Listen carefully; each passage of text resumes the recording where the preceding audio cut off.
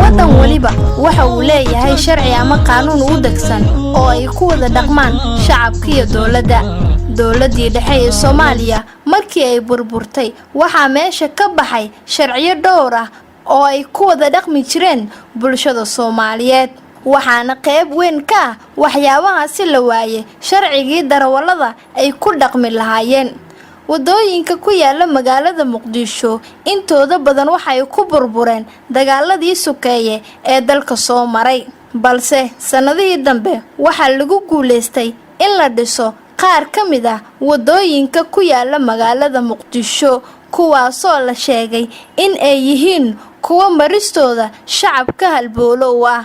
waxaana dhismahaasi gacan weyn ka geystay dawlado xiriir dawlo leh dawladda Soomaaliya iyo waliba shacabka Soomaaliyeed oo iyagu isxilqaamay isla markaana canshuurtii laga soo aruuriyay lagu dhisay wadooyinka qaar ka mid ah wadooyinka la dhisay waxa laga mamnuucay marista bajaajka waxaana wadooyinkaasi kamid ah wadada hormarta madaxtooyada ilaa laga gaaro Xabataako iyo wadada aado dhanka Eelaboorka iyo waliba kuwa kale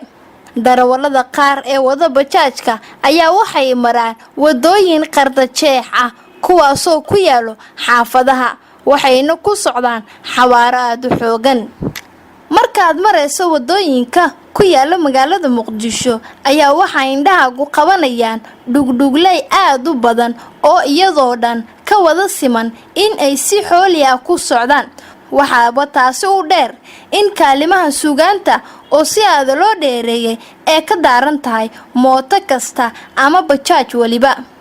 habeenkii markay tahay xilli dambe ama saqda dhexe ayaa waxa dhagaha bulshada Soomaaliyeed ku soo dhacaya guuxa ama dhawaqa bajaajka ama dhugdhugleyda oo ay saaran yihiin dhalinyaro kuwaasoo ay u daaran yihiin kaalimaha suugaanta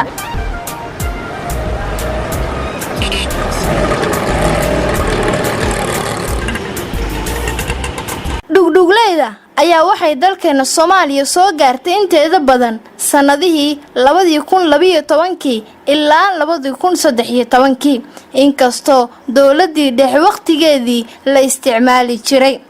waxaana la sheegay in ay dabooshay shaqo la'aantii heesay qaar ka mid ah dhalinyarada Soomaaliyeed iyadoo taasi ay jirto ayaa haddana waxaa la sheegay in dhalinyarada wada bajaajka aysan haysan tababar darawalnimo ee ku filan waa kan Xasan Cali Maxamed oo ka mid ah dhalinyarada ku nool magaalada Muqdisho isla markaana bartay sida loo wada bajaajka oo ka hadlayo waxyaabaha ay u baahan yihiin darawalada kaxeysa bajaajka iyo in ay haystaan tababar ku filan bismillaahir rahmaanir rahiim ana Xasan Cali Maxamed ali ana ka mid ah darawaliinta bajaajka aan ma tababar ma haysano sida xaqiiqda danka wadno maadaama aanan ma aatay ana darawal bajaajka ka mid ah hadda wax la sheekar oo xaqiiq oo ma jiraan oo maaragtay sharci ama tababar aan haysano malaha ma jirto gobol tababar oo hadda si sharciysan ama si nidaamsan sida hadda baabuurta amal ma jiraan ilaa aan keen qofka maartay maalinko ama laba maalmo wax la tusaya ka bacda bajaajka loo dhiyaa si wado ku fuulaya isoo iska xisan isoo waxba kala aqoon maartay oo hatta wadada dhankii laga isticmaalay dhanka saxan iyo dhanka maartay qaldan oo soo kala qayn loo jira asoo dhaxgalaya baabuurta si loo dhaxgalaya darawalada kaxaysa bajaajka waxa uu baahay inay ma aragtay si nidaamsan ama ay soo maraan maartay si baabuurta ama isku drive inay soo maraan ama dareewlo toos ay soo maraan ka bacdi bajaajka loo soo dhiibo oo sidaas wadada ay ku soo galaan waxaan kale uu sii baaqi lahayd maaragtay dhalinyarta maaragtay bajaajka ku wareerisay dadka maaragtay wadooyinka maraya inay iyagan ka yareeyaan dhanka kale waa kuwaana qaar ka mid ah bulshada reer Muqdisho oo nala wadaagayo fikirkooda ku aadan bajaajka sida xooliga loo wado taasi oo ay ka daaran tahay kaalimaha suugaanta sida ay u arkaan iyo waliba saameynta ay ku leedahay anigoo ah Warsame Axmed Cabdi Warsame Aalto waxaan ka cabanaynaa haddaan nahay bulshada Soomaaliyeed anoo ku hadlaya magaca bulshada Soomaaliyeed bajaajta oo ku soo badanaysa magaalada Muqdisho maalinta ka dambaysa taasoo la timid dhaqan ka gedisan dhaqanadii Soomaalida tan waxay soo siyaadisay maaragtay studio inuu laamiga marayo oo maaragtay heesihi hawada lagu dhajinayo qofkii ganacsiga oo dhageysanayo qofkii beelka oo dhageysanayo kii rakaabka ah oo dhageysanayo kii bajaajta wada oo dhageysanayo cabashadana koobaad iyo cabashadana labaadba waxaan ka cabanaynaa oo aad aan uga cabanaynaa bajaajta magaalada Muqdisho ku soo badanaysa qofku inuu maaragtay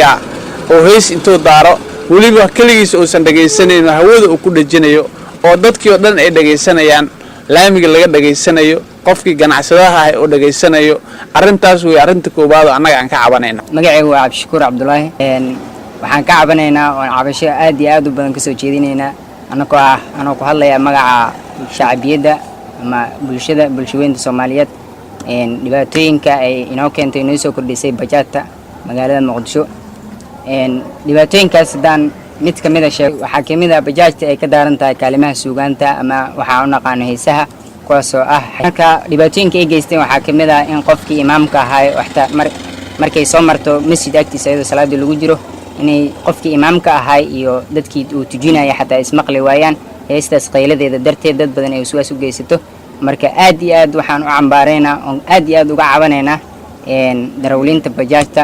iyo qaabka xumada ay u dhaqmayaan waxaan jeclaan lahayn inay ku bedelaan waxyaabo ka wanaagsan waxyaabahaas ay sameynayaan sida khayraad iyo diini iyo wacdi si ay ayagana bari ajir u noqoto shacbiyada kalena uga faa'iideysato